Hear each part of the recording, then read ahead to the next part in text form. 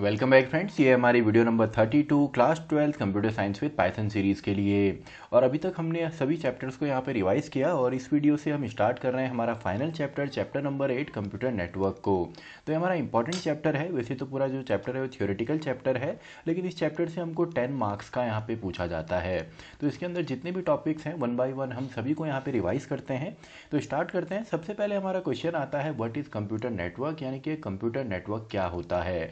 देखिए, computer network बोला जाता है आपका कंप्यूटिंग डिवाइसेस को जब हम आपस में कनेक्ट करते हैं। कंप्यूटिंग डिवाइसेस यानी कि कोई भी डिवाइस जिसके अंदर कंप्यूटेशनल पावर्स हों, जैसे लैपटॉप है, डेस्कटॉप है या स्मार्टफोन्स हो गए। तो जब भी हम अलग अलग कंप्यूटिंग डिवाइसेस को आपस में कनेक्ट करते हैं रिसोर्स शेयरिंग के पर्पज़ से, तो सिंपली उसी को हम एक कंप्यूटर नेटवर्क बोलते हैं। तो सिंपल सा है, अब आपका जो रिसोर्स है ये हार्डवेयर रिसोर्स भी हो सकता है, जैसे आपका प्रिंटर है, फैक्स मशीन है, अलग अलग टाइप की मशीन्स होती हैं। इसके अलावा सॉफ्टवेयर्स की भी शेयरिंग होती है। तो सिंपली जब दो से ज़्यादा आपकी कंप्यूटिंग डिवाइसेस आपस में कनेक्ट होंगी रिसोर्स शेयरिंग के लिए, तो उसी को हम कंप्यूटर नेटवर्क बोलते हैं।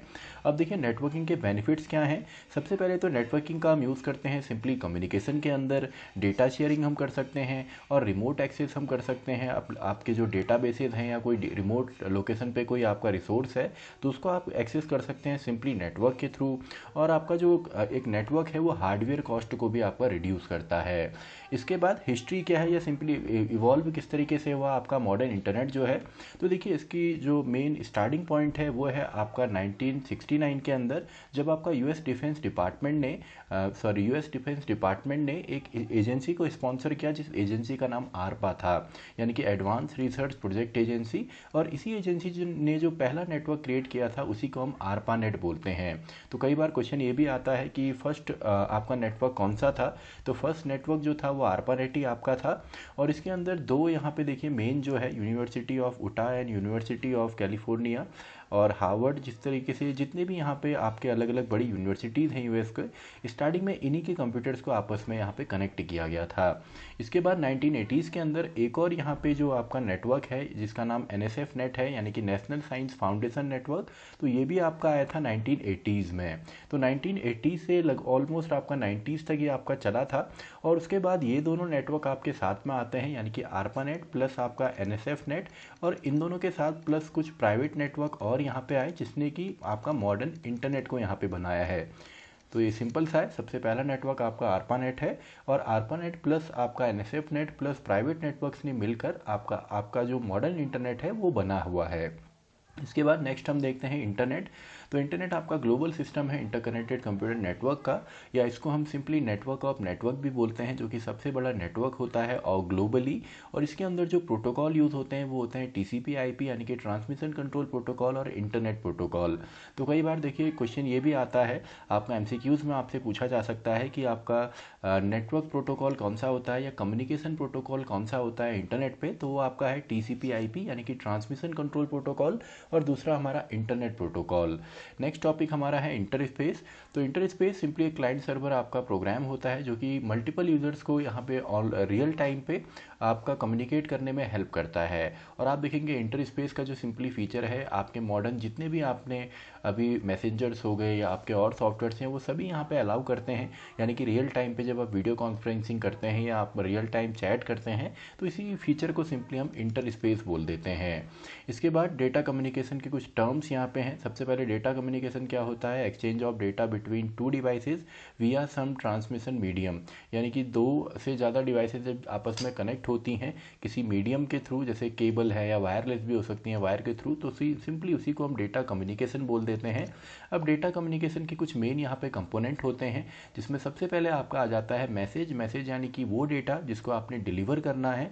अब आपका डेटा कुछ भी हो सकता है, यानी कि टेक्स्ट हो गया, ऑडियो है, कोई डॉक्यूमेंट है, इमेज है, कोई मल्टीमीडिया है, तो ये सब इसमें से कोई भी चीज़ आपकी मैसेज हो सकती है।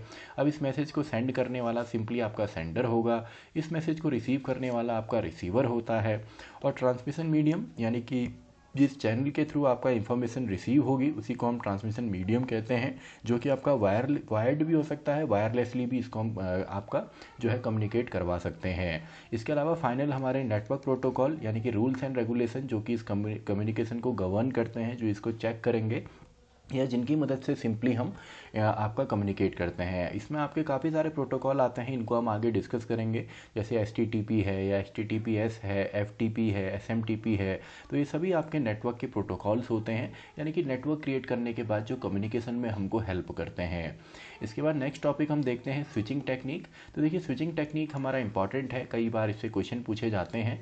तो स्विचिंग टेक्निक क्या होती है कि किस तरीके से आपके दो सिस्टम्स या दो कंप्यूटर्स आपस में कनेक्ट है। तो यहाँ पे देखिए अलग अलग टाइप की टेक्निक्स हैं, जैसे सर्किट स्विचिंग। अब सर्किट स्विचिंग क्या होती है, जिसमें डायरेक्टली आपका जो सेंडर और रिसीवर है ये आपस में कनेक्ट होते हैं एक अनब्रोकन पाथ में। जैसे आपने देखा होगा, जैसे टेलीफोन कम्युनिकेशन होता है किसी बिल्डिंग के अंदर, जो कि लैंड वायर के थ्रू भी हम कनेक्ट करते हैं।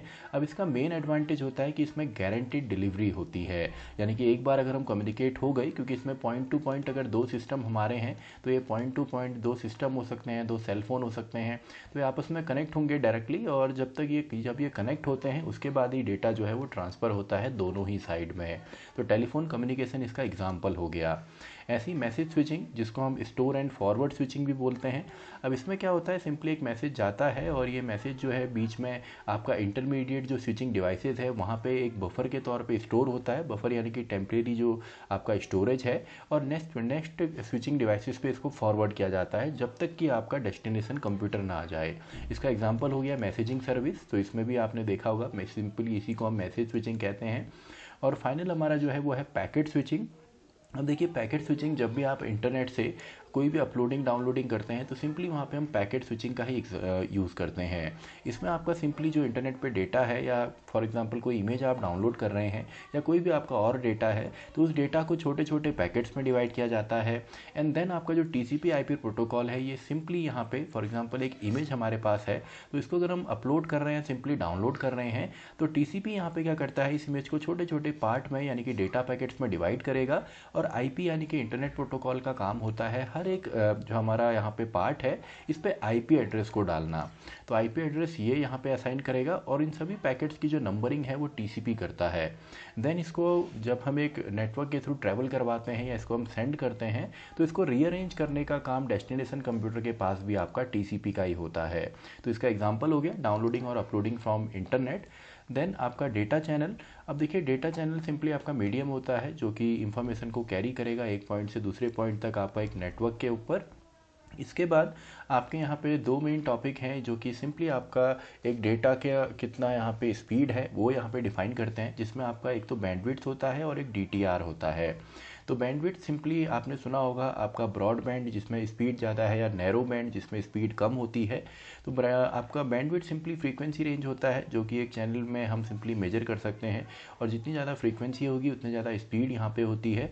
और इसको हम सिंपली मेगा हर्ट्ज या किलो हर्ट्ज में इसको हम मेज़र करते हैं। इसके बाद DTR यानी कि कितना डिजिटल डेटा आपका ट्रांसफ़र हुआ है पर सेकेंड टाइम में, और इसके जो मेज़रमेंट यूनिट्स हैं वो आपका बिट्स पर सेकेंड होता है।